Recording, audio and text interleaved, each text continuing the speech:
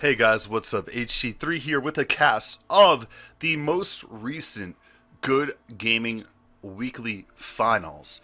In this particular competition, we had the finals consist of two of our good friends and members of Gwent City, Gwent and Vaysh. We have the player perspective of Gwent for the series. The format is best of three. You must win with two different factions to win the series. Unlimited sideboarding between games, so there's a lot of potential if you can expect what your opponent is going to produce for the next match, and that's very possible with these players that are pretty familiar with each other. We can see that Gwent is opening up with Skellige, not a surprise in the current state of things, and Vaysh is opening up with monsters, presumably of the weather variant. So these are two decks you expect to see in the current meta. We know that Skellige is very consistent, but Monsters has a chance to win this matchup, and in fact, many people will speculate that a competent Monsters player might have an advantage with the more recent tech in this matchup in particular. It's also worth noting that Vaysh has been doing extremely well in these competitions lately, so we'll see what he can do against Gwent here, as the Savage Bear leads off with the Foglets coming out in a response, going to put some pressure on the Savage Bear.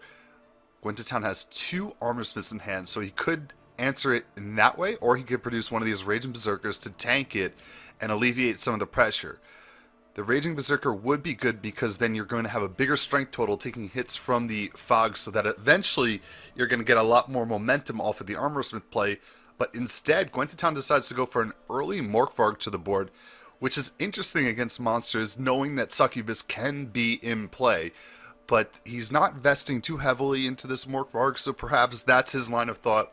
If Succubus were to be produced to try and take him, it might not be a game-ending move, as it would be if, say, he were playing something like Wild Boar of the Sea. Wow, interesting play from Vaysh as he produces the Crones there. They are on the brink of being out of many monster players' deck. Monsters have a lot of interesting silver choices now, and Crones get phased out pretty often, but they do make it here. So Crones and Foglets, you could probably convince someone that this is an older iteration of weather monsters if you tried hard enough. And here comes the Raging Berserker now, so 2 turns and he'll offset, but instead the Frightener responds by pulling the Raging Berserker out of the fog row.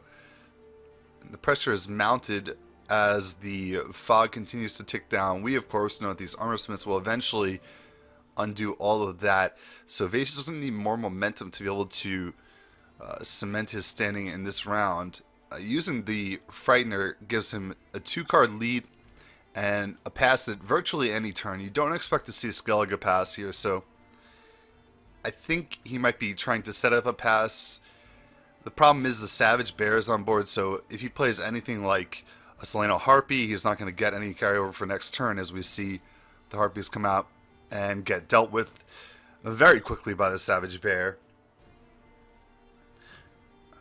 And the rest of the hand for Gwent is very solid. Hjalmar, Donar and Hindar, not really a game breaker in this matchup per se, but of course, still a very good and reliable card. We know that the Freya has access to nothing, as the grave is pretty sparse, but Donar and Hindar could set up the Freya for a revive if need be. I don't think you could pass without playing an Armor Smith, so here's the Armor Smith play. This is going to play for, looks like 17 points or so, which is absurd, and now Vaysh has to make a big move to stay in this round, and he's going to play 12 points. That's not really exactly what I anticipated, but if he has the second Thunderbolt behind it, has to make Gwent a little concerned, because winning a round on card parity, sure, he used the Frightener, but winning on even cards is very acceptable, and you would do it 100% of the time. So you can see a bit of a look of concern on the face of Gwent as we do have his cam up. Also worth noting that we don't have game sounds, because Gwent recorded with some music, obviously for his own sanity while he's playing, listening to some music during the broadcast. and as such, we don't want to get copyright stricken or whatever. So deal with just hearing me and the music for now, guys. It's been a while, I know. There's the second Thunderbolt potion, and it's going to protect the Unvix. So, common in some variants of the Weathermon are the double Thunderbolt potions. They do hit for full value pretty reliably, especially when you have Foglets, Seleno Harpies, and everything to that effect. And then when they do catch onto Lord of Unvik, it's pretty interesting, and it forces out a pass here. And this pass is pretty brutal.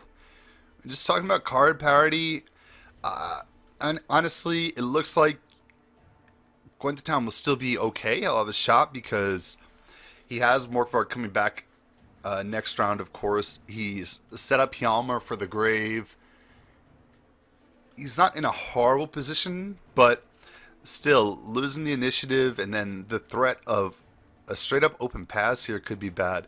There's a chance Vaysh would like to play out some cards like Seleno Harpies, but he doesn't necessarily have to play. It wouldn't be a bad pass to just flip the initiative here, but he is going to play. He's going to play out the Seleno Harpy, and I think that's a fine decision. And it looks like, without any hesitation, Gwent Town will try and get a Savage Bear to the board to prevent any more of that happening.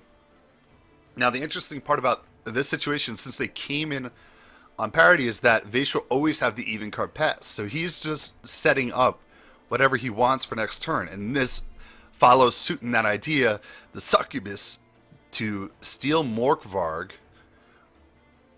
What can Gwent Town do about this? It doesn't look like he has any answers. He could potentially summon a bear and trade it instead, but that's going to make this round a little bit harder for him. Passing over an 11 bear, if there were any momentum plays in Vaysh's hand, that could really be an issue. But we're not really privy to what Vaysh has going, and I'm not sure he wants to push this round that deep. Maybe getting a couple more reses off of a Skellige player wouldn't be that bad, as he sees the second Freya get played. Gwent Town does have access to Freya number 3 and Sigurd's Rifa in hand, along with the Shield Maiden. So if you're looking from Vaysh's perspective, knowing that your opponent still has Shield Maidens, may still have access to some reses, also 2 golds not played, you would want to drain a little bit more, but at what cost? Going into the last round, he does put himself ahead though. The Seleno Harpy play into the Savage Bear, it hurts, it feels bad, but with the combination of stealing the Transform Raging Berserker, it puts him ahead for the moment. And now another tough decision has to be made by Gwent Town here. He wants to try and keep the Shield Maidens, it looks like, so he's willing to expend another res. I don't think... It's a tough call, really. I think you could end up using these Shield Maidens if you wanted to really generate the pass. But being down by 5, and you see how aggressive Vaysh is playing right now, this is never going to earn you a pass. And I think if you acknowledge that, then maybe you were better off playing the Shield Maidens a little bit earlier. But then if the Shield Maidens get fogged, I could see that line of thought of why you wouldn't want to do it. So he's preventing the fog from hitting the Shield Maidens, and he probably should consider playing them here again now. And it looks like that will be the case. He's going to drop them. So the patient play, he sets them up with the Raging Berserker first. Some players, maybe even myself, would have, been a little bit less patient and been punished for it by the weather.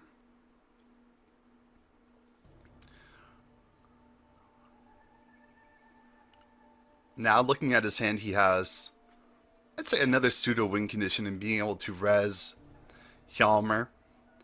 He has Donar and Hindar, who once again is just pretty much, he is what he is in this matchup. He could lock the egg with it.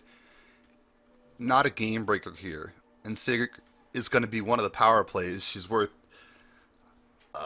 let's say, a minimum of 11 if this bear somehow gets transformed. Oh, and there's a big play. The third Thunderbolt potion, I believe. Oh no, Commander's Horn. Wow, was it a Commander's Horn? Wow. It's always funny when you see it play for the same value as the Thunderbolt potion. Interesting play here. Haven't seen that card played in a while. But it puts him ahead again by 6 with Weather taking down. Weather's good for 4 a turn. If he reses, let's say, an Armor Smith, it's worth 6 plus the body. So he can end up getting like a 15-point play here. And looks like that's exactly what he'll do. Puts him ahead by a little, but it's really not a lot. If there is another gold here, if Corinthier is available, anything to that effect, it might be game over. And there's Corinthier. And he's going to start pulling everybody back to that siege row except for the Raging Berserker. And this is very difficult to deal with here. As Gwent has no choice. He has to throw down his Renew. And I don't even think that would be enough unless for some reason Vaysh's last card is not playable.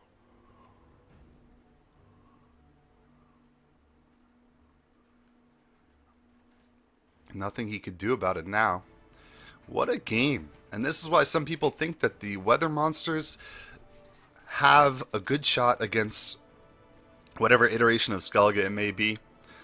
We tend to refer to this iteration of Skellige as the mid-range, meaning that they don't really have a knockout punch. They're just consistent across 3 rounds.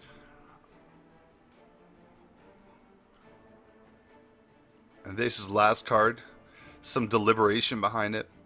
Vaysh is ticking for 8 this turn, so I think the game is over. I think it's unwinnable for Gwent unless Vaysh were to attack his own side of the board somehow. Or maybe kill Unvic by himself. Yeah, that'll do it. So the pressure in round 2 on card parity from Vaysh really comes down to that Frightener play in round 1. Got him even cards and then put Gwent in a spot where he had to pass. And that worked out really well. Able to take the game decisively in a 2-0 fashion. And perhaps at points you can question whether or not Gwent should have been playing more aggressively. If he had played that Renew prior to playing the Shield Maidens, if he had done stuff a little bit differently in that regard, then maybe he has a better chance. But Vaysh really had a lot of good tools going into round 2 because of the way that round 1 ended itself. And that resulted in him doing well. You also have to remember that in playing Foglets and Crones round 1, he's able to thin out 5 cards from his deck. Foglets come off of Fog, so that's 3, and 2 additional Crones came off of the first Crone played. So he's able to take his deck total down to 10 right off the get-go. And a lot of high-value cards, when you're able to play bronzes like Thunderbolt Potions and consistently get 12 for them, that is generating a lot of momentum that's tough to deal with without expending some of your win conditions. Perhaps, you know, a hotfix ago, Skellige could have dealt with it easily because some of the bronzes, like the Hunter, Brokvar Hunter would have done a great job against the weather and stuff and gotten insane value moving forward. But right now, other than Shield Maidens and occasionally the play from Armor Smiths, there's not really bronzes that are going to get you bulk of points in a single card play late in a round. So that's why Thunderbolt Potions are highly considered now. Moving into game 2, it looks like Gwent has decided to stick with Skellige. He's pretty upset about Morkvar coming back to his hand here.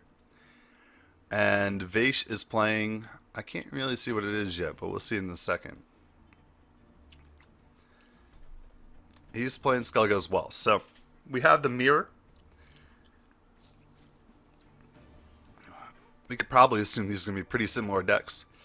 Vaysh gets the play and he drops down the Savage Bear, so not the worst situation for him. If you're going to play, you might as well get your Savage Bear and play early. There are some players that speculate that playing first as Skellige is not the end of the world. But there are even more players that say playing first in round 3 is actually ideal for Skellige. So, you know, things are changed by the fact that the Savage Bear is so extremely good. And this is going to be a 1-for-1 exchange of the same cards here. Of course, Savage Bear strength difference is going to be the entire difference right now.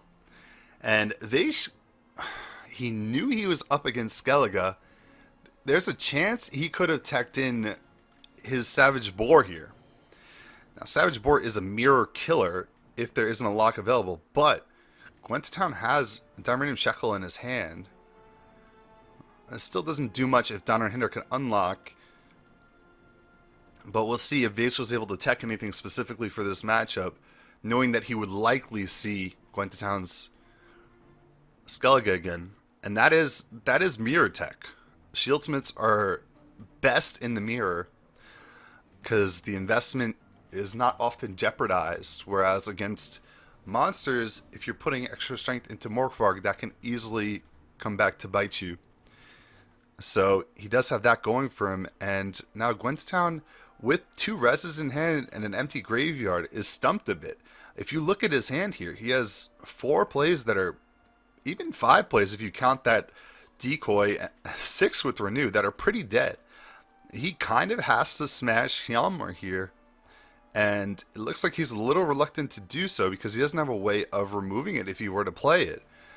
But he really can't generate any momentum with this hand. And there's the early lock on Morkvarg and a Shield Maiden taken. So immediately notice the difference between Donner and Hindar in the matchup against monsters versus Donner and Hindar in the matchup against Skellige. In the mirror, Donner and Hindar can ruin the game. And he does just that as he takes one of the most important cards in the mirror from Gwent, and then a decoy comes out and he double locks and the card taken. Are we even going to look at it? Is he too nervous to look? I'm a little bit too nervous. Maybe he shouldn't look. I don't know. I don't know. But you can see here we're still idling. It's just there's no momentum plays here, and he really has to hope for the fact that Vaysh's hand is similar to his, or it's difficult for it to be worse. We're looking at 3 dead plays and 1 pretty miserable play in the Mardrums. Oh, it looks like that is a slow momentum play, playing that Mardrums there, so it does keep him in just a little bit longer. He can match it with his Mardrums, and he still has Hjalmar to close the gap. Hjalmar will generate 10 points here, net difference, so if it stays close like this, he can still win the round. And once again, he cannot afford to lose this round on card parity, so he has to maybe consider the pass after Vaysh plays an additional card. I do kind of wish he showed us which card was stolen, though. He has 2 Shield Maidens in his grave, according to the deck checker on the left, so maybe it was the second Shield Maiden. In which case, whew. Okay, and we have a kill here coming out from Holger Blackhand. So, finally have some potential off the reses. Unfortunately, it's just an Armor Smith and nothing's damaged on board. So, this is a pass 90% of the time. Maybe even more. He doesn't have enough points to win. Hey, he's got a pass here. I don't see a way around it, but it looks like he's considering playing. I guess technically he could use his Hjalmar here, and then he could res the Armor Smith with Hg3 if there isn't a response from Vaysh. But if Vaysh plays any card right now, it's going to be difficult for him to find a way around it. Because with the Bear on board, the res of the Armor Smith is only 4 points if he did it with a Freya, so he has to use Sig for it. And that's the max amount of points he can achieve right now. That's, 6 points. So he's got to leave. And there he goes. He does get Hjalmar played out of hand, so Vaysh not willing to take the pass, wanting to see the round through, will end up playing his own Hjalmar. So a couple of renew targets here. There's no rush to renew right now.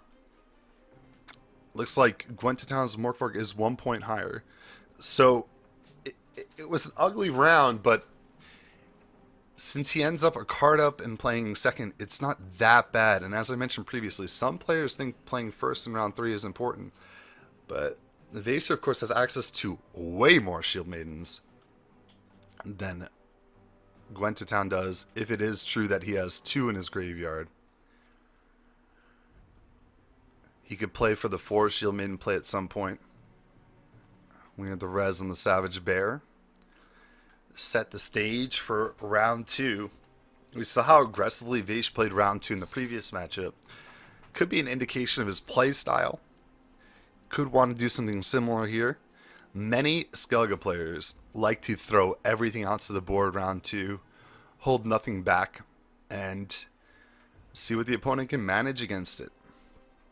Very popular play style right now. Often criticized and questioned, but at the same time, it works. And it's going to play the Fog out here, which is interesting. This generates a pass for Vaysh if he wants even cards going into round 3. I'm not sure I'm a huge fan of this play. Vaysh has to at least consider the pass right now. And he'll take it. So he gets the even cards going to round 3, playing second. Savage Bear gets played out of hand. Considering a res for a moment, but there's no real choice down there. He has to play the Savage Bear. He's just going to deliberate it. Make sure it's the right play. I think it is. And he has a pretty good hand for round 3. All things considered, round 1 goes poorly. I guess it shows that round 1 is not the end all of the current state of things. As he's able to make it to round 3. On even cards, playing first. Not a horrible situation. And he'll be able to get a Savage Bear out here. Which means even if Vaysh plays, 4 Shield Maidens, he'll still be able to cut back some of the strength. Oh! But the mulligan of the Armorsmith produces the last Shield Maiden for Gwent to town. So just a 7 strength bronze play now in his hand. Looking at his list, of course some of it's blocked off. That must be one of the worst options in his deck. This is going to be a tough one to win. I mean, he wanted Holger because he wanted to be able to deal with his Unvic, but he has to put out a Savage Bear first. There's really no way around it. You have to assume that Vaysh has the Shield Maidens, and I think you probably have to try and heal, anything you can, but really,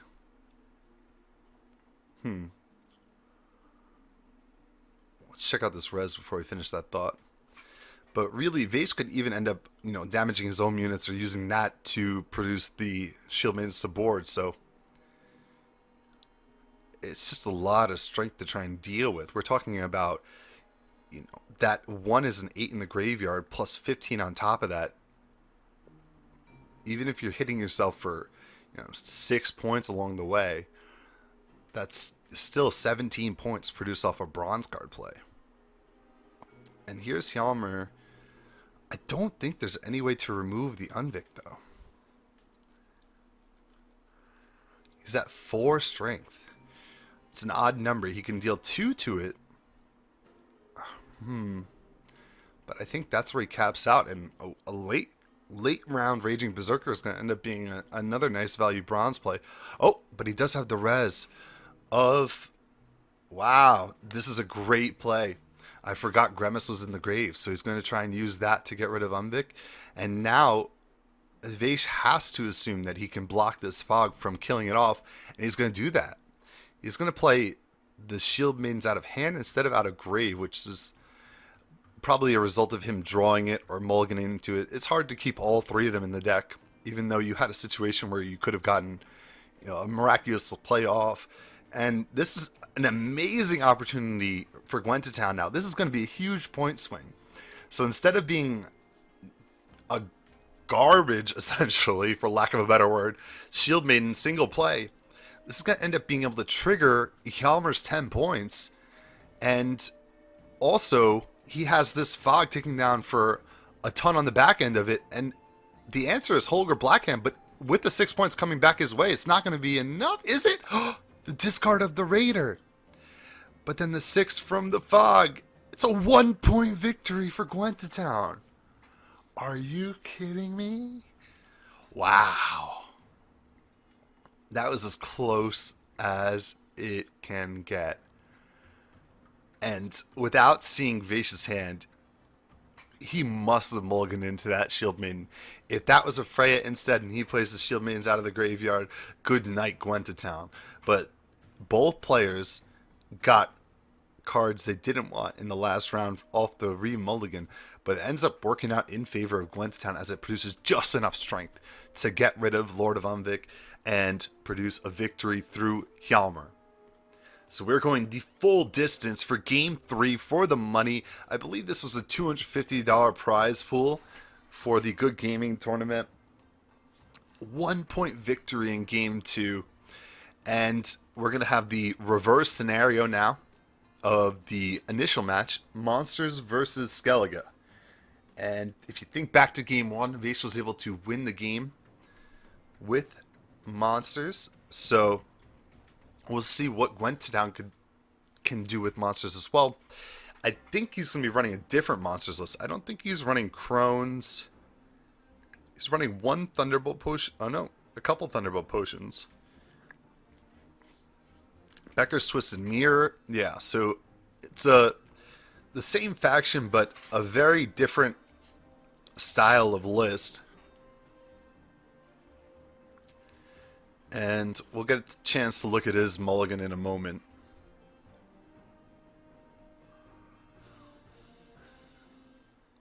Vaysh's list, probably the same. Maybe if I were him, I would take out the Shieldsmiths. Stuff to that effect would have to go. Savage Bear will open up.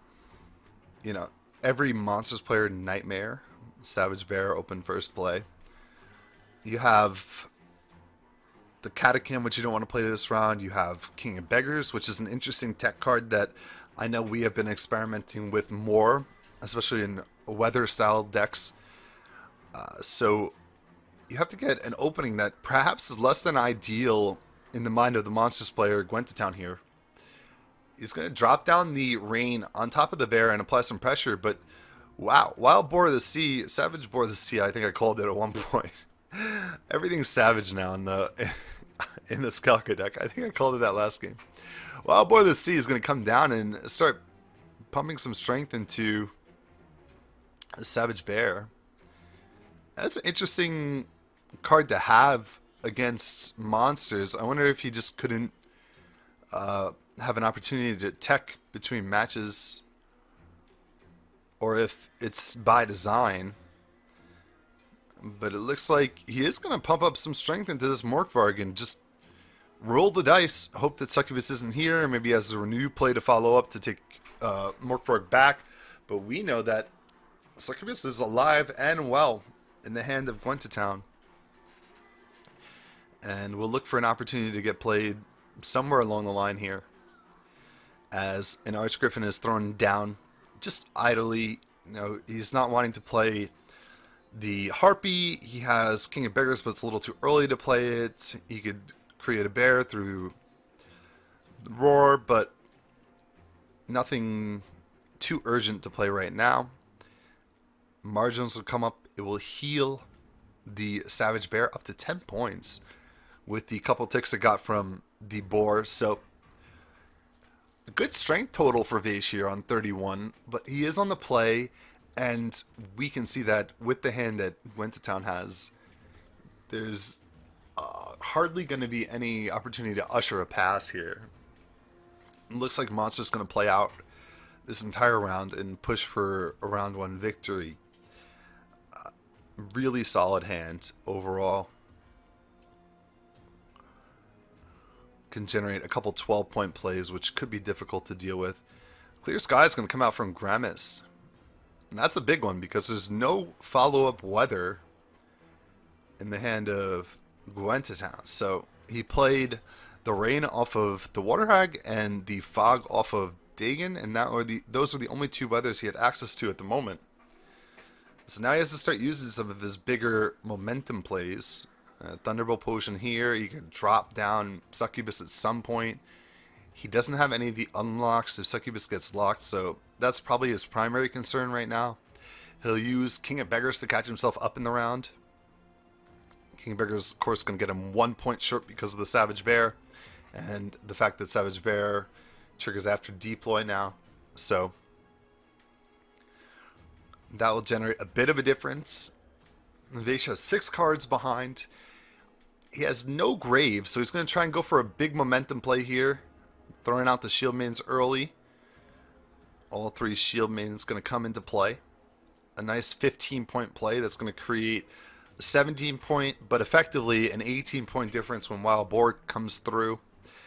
So again, Gwent Town's going to have to tap into some of these bigger momentum plays. Blood Curdling Roar is going to come out. We'll probably see a follow-up of the Thunderbolt Potion, and then even Becker's Twisted Mirror might have to be played at some point. Morkvarg is getting continuously stronger, and it does feel like Gwent Town is being very cautious since he does not have an unlock. Doesn't want to throw the Succubus and have it wasted. Give 6 points to his opponent for nothing, and then leave a silver Succubus in his grave. So I do like the more cautious approach, but at some point he might have to throw it out there. He only has 2 big momentum plays left, and then he's staring down a Seleno Harpy and a Catachan with no targets. Maybe a couple targets like Foglets, but no good targets for sure. Ooh, Vaysh, a brutal play as he has to drop this Raider out of hand, and that has to be a go sign for Gwent Town. Raider out of hand means that things aren't looking great. He would want to pad his lead a little bit more if he could have. Like, anything would have been a bit better. So I'd assume a couple reses sitting in the hand of Vaysh. At this point, maybe you assume 1 to 2 reses and 2 plays that he's a little reluctant to follow through with. So maybe Armor Smith could be an additional card in his hand, and the last one could be Diamond Shackle or something to that effect. In which case, you're in a pretty good spot if you're Gwent Town. You're in a spot where you can easily win this round down 1 card. Grimace is going to come out, Blood Curdling Roar off the decoy. It's going to give him a 14-point lead. It's going to play the Harpy instead of rushing the BTM because BTM is locked onto his bear now too. So he's resolving that issue. And does he have to play the BTM here? I think he does.